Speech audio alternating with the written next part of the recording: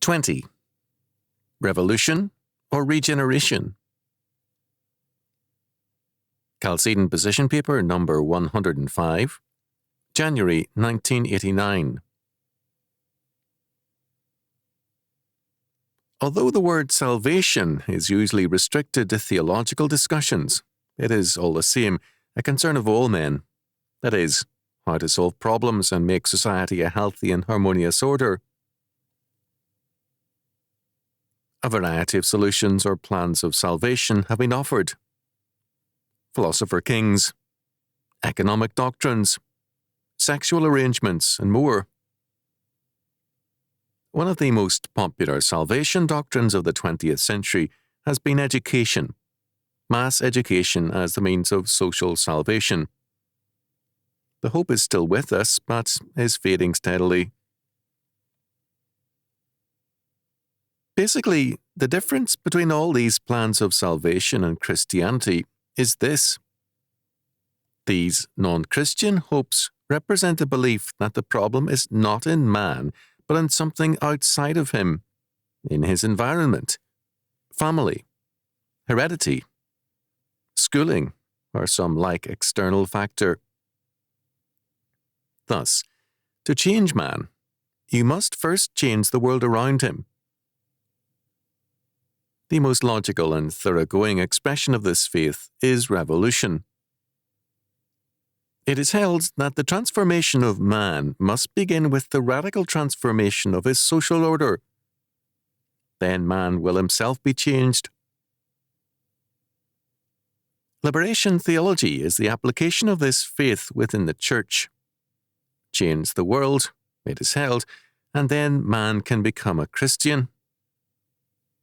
This is the same faith set forth by the tempter to Jesus in the wilderness. Matthew chapter 4, verses 1 to 11. Biblical faith holds the contrary view. For Christianity, man must be changed by the sovereign grace of God through Jesus Christ.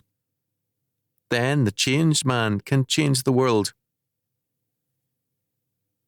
Salvation cannot come to man, nor to society, apart from Christ's atonement and his regenerating power. The dynamics of society are from God to man to the world. In recent years, there has been a growth within the Church of revolutionary ideas. The power of God unto salvation has been abandoned in favor of the power of revolutionary action unto salvation. We have already cited liberation theology as a proponent of this anti-Christian doctrine. Another common application of the revolutionary premise is the tax revolt, that concept so much loved by Karl Marx, who understood its meaning. The excuse is the godlessness of the state. But Jesus Christ and Paul lived under men like Tiberius and Nero. They lived in a time of unjust taxation, abortion, homosexuality, and more. Neither our Lord nor St. Paul counselled a tax revolt. Rather, as against the tax revolts of their day, they counselled tax paying. Luke chapter 20, verses 19 to 26, Romans chapter 13, verse 7. Not revolution, but regeneration is the Christian hope for man and society. In 1988, another revolutionary ploy became the methodology of many churchmen, the demonstrations at abortion clinics designed to violate the laws of picketing and protest and ensure arrest for impeding access. It is questionable whether or not these demonstrations saved the lives of any unborn babies. The women seeking abortion simply went elsewhere. Even more, the demonstrators set a precedent in violating civil laws of various sorts. What is to prevent pro-abortion people from blocking access to churches or even entering them to disrupt services? If we allow lawless protest to one side, we justify it for all. No scriptural justification is offered by these demonstrators. The closest thing to a text to justify them is Acts chapter 5, verse 29, the answer of Peter and the other apostles. We ought to obey God rather than men. What does this mean, however? There is no civil government anywhere which does not disobey God at some points, and for that matter, there are no perfect churches either. The best of churches fall short of perfect obedience. Are we then justified in obeying only when we believe God's word is faithfully observed? Then are those around us or under us entitled to rebel against our authority whenever they feel we fall short of or neglect God's word? Nothing in Scripture gives warrant to that. David's respect for Saul, despite Saul's sin, gives us another model. Where freedom of God's word in the church, its schools, its families, and its members is denied, then we must obey God, not the state. We do not disobey to save our money or even our lives, but we do where God's word and his proclamation is at stake.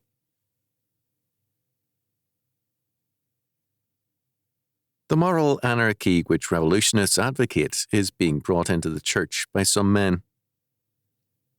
Not surprisingly, they impugn the Christian character of those who criticize them, men such as Dr. Stanley and Reverend Joseph Moorcraft III. To believe in the efficacy of violence to change society means to abandon peaceful means. Not surprisingly, peaceful, legal action is being neglected. A pro-abortion justice on the U.S. Supreme Court has said that, in a new case, abortion would lose. Such a case would require much funding and highly competent legal help. The money to do this is being spent in sending people from one end of the country to the other to take part in demonstrations, to bail them out of jail, and so on. The methodology of such demonstrations has been borrowed from non-Christians and revolutionary sources. From one end of the Bible to the other, no warrant can be found for this methodology. To use ungodly means is a way of saying that God's grace and power are insufficient resources for Christian action. It means abandoning Christ for the methods of his enemies. Such methodology can be effective, but not for the triumph of grace. When the leaders of the people wanted to force Pilate's unwilling hand, they assembled a mob to demonstrate before Pilate and to shout down all protests, screaming, "Crucify him!" Mark chapter 15, verse 13. There is a long history of injustice at the hands of mobs. There is no Christian calling to create mobs and to violate laws to achieve a purpose. The sad fact is that once we adopt a position, the logic of that faith carries us forward.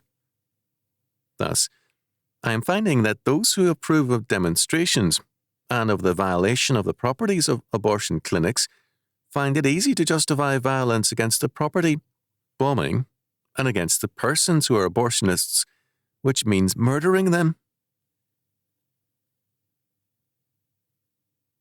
The power to punish murderers is a civil power, not an ecclesiastical nor a personal one. Just as we must believe that the spheres of the church and of the family should not be violated by the state, so we should avoid trespassing on the state's sphere.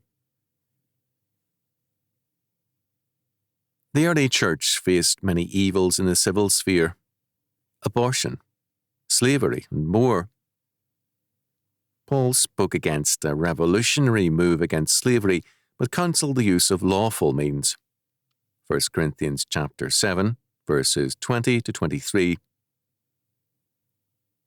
The early church took a strong stand against abortion and disciplined severely all who were guilty of it.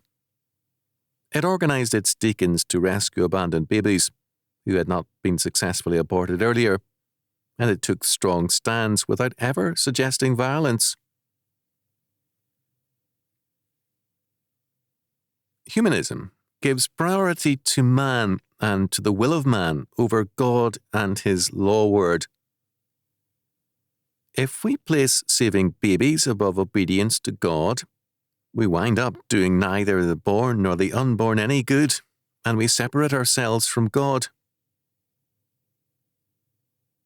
It is amazing how many people on all sides of issues are so prone to violence as their first and last resorts. They believe, when they see a serious problem, in taking to the streets, getting their guns, fighting the establishments, and so on, without even using the many peaceable means which are at hand. For them, violence is not a last resort when all of their means have been exhausted, but a first resort. Instead of providing answers, resorts to violence mean the death of a civilization. The use of violence, whether by Christians or by non-Christians, is a way of saying that voting and the law courts mean nothing, or that faith and the power of God are irrelevant to the problems of our time.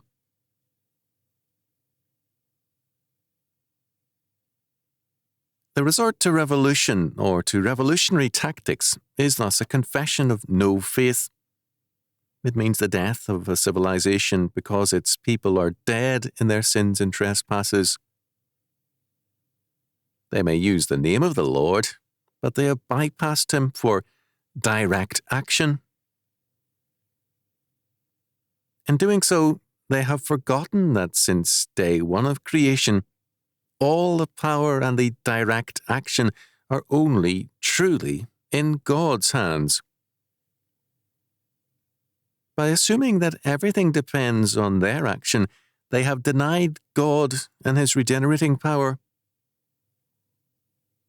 And they have forgotten our Lord's requirement. Ye must be born again. John chapter 3, verse 7. Regeneration, not revolution, is God's way.